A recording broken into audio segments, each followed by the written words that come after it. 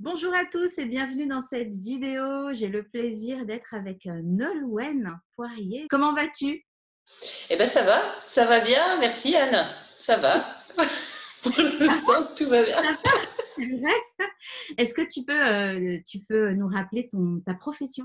Je suis thérapeute. Je pratique la psychobioacupressure depuis quelques années. En fait, mon cabinet donc est au domicile. Et en fait, ça marche plutôt bien. Il y a beaucoup de gens en fait maintenant qui commencent à découvrir cette méthode-là. Donc voilà. Donc le but de cette interview, c'est de savoir comment toi tu as réagi par rapport à la situation actuelle, par rapport au confinement. Alors, c'est intéressant comme question parce que même maintenant, je continue de me poser des questions. Je dirais que j'ai réagi par étapes. Au début, je me suis dit, OK, j'ai pensé tout de suite aux règles d'asepsie, peur de la contamination, tout ça. J'ai été infirmière pendant plus de 10 ans, donc j'ai gardé ces réflexes-là. Donc j'ai voulu réfléchir à ce que je devais faire en fait pour éviter, moi, de pouvoir transmettre ce virus ou tout simplement de le contracter. Donc il me restait donc des masques chirurgicaux que j'avais récupérés d'une vieille grippe de mon conjoint.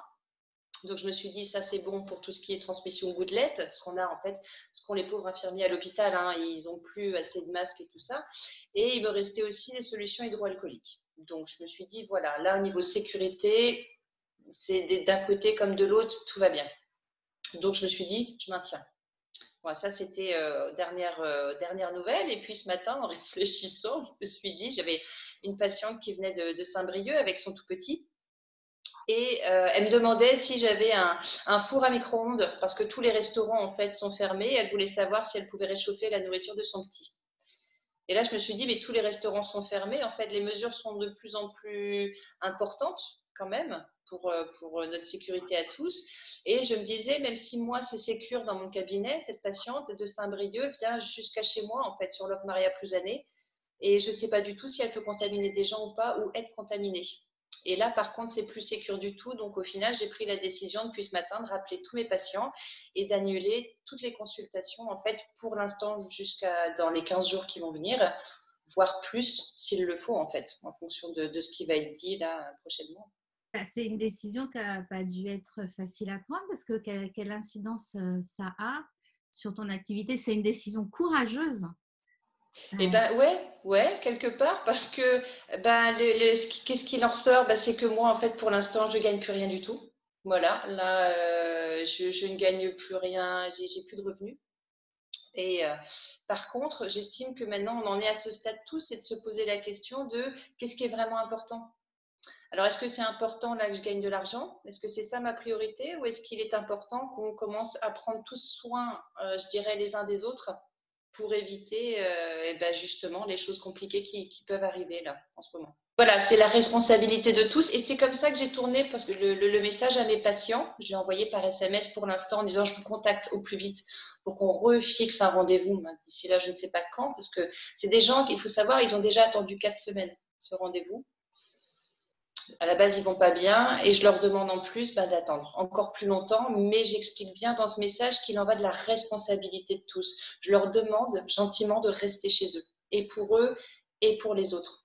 Je remarque là depuis la semaine dernière qu'en plus de pratiquer la psychobioacupressure, il y avait beaucoup de côté infirmière chez moi qui ressortait pour éduquer les patients qui étaient là à mon cabinet. Je pense qu'il y a beaucoup d'amalgame. Les gens comprennent pas trop la situation et c'est bien d'être vraiment clair sur ce qui se passe.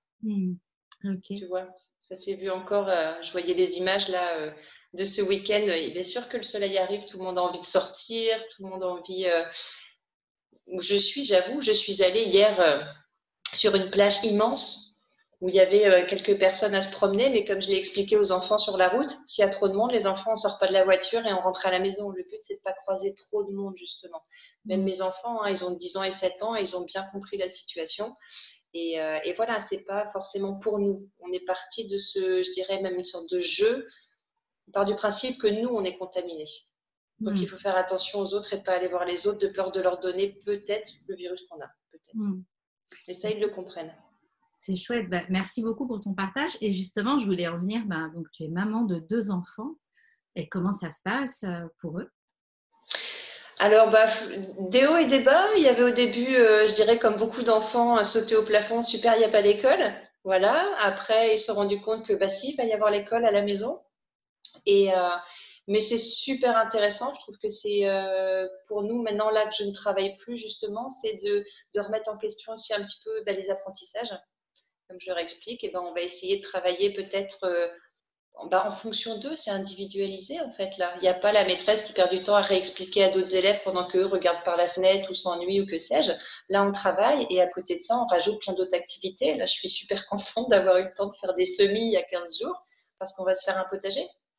Voilà, on a le temps de le faire là. Une fois qu'on a fini, ça les motive, on fait les cours. Et après, on pourra mettre nos semis en terre, préparer nos fraisiers et tout ça. Ça va être l'école de la vie en plus. On aura le temps de le faire. Et le temps, c'est précieux aussi, en fait. Hein. Donc, on est riche d'autres choses. Super, donc là, tu es prête au changement en tout cas. Ouais, clairement. Ça va apporter un changement pour tout le monde, j'espère. Vaut mieux saisir ça. Ce que j'explique très souvent et ce que je répète encore maintenant, hein, c'est que peu importe ce qui va nous arriver dans la vie, je pense que ça va être compliqué, là, ce qui va arriver. Il faut se préparer à un moment qui va être compliqué. Et l'important, c'est comment on va réagir, qu'est-ce qu'on va en faire. Voilà, c'est juste ça. Là, c'est la question. On peut tous se poser cette question-là. Qu'est-ce qu'on va en faire là, de ce qui arrive? Qu'est-ce qu'on peut faire, chacun de notre côté? Ok, bah écoute, si tu es d'accord, dans un mois, on refera une petite interview pour savoir où tu en es, comment ça se passe pour toi. Avec plaisir. Ah ouais, avec plaisir. Je reviendrai peut-être du côté maîtresse. Allez, c'est mort, les enfants, j'en peux plus. Mais oui, au contraire, on pourra voir qu'est-ce que ça a apporté en un mois, ouais. Ah ouais, vraiment. Ok, bah écoute, je te remercie beaucoup, Nolwenn. Et puis, merci à toi. Et ben, à tout bientôt. Dans un mois. Dans un mois.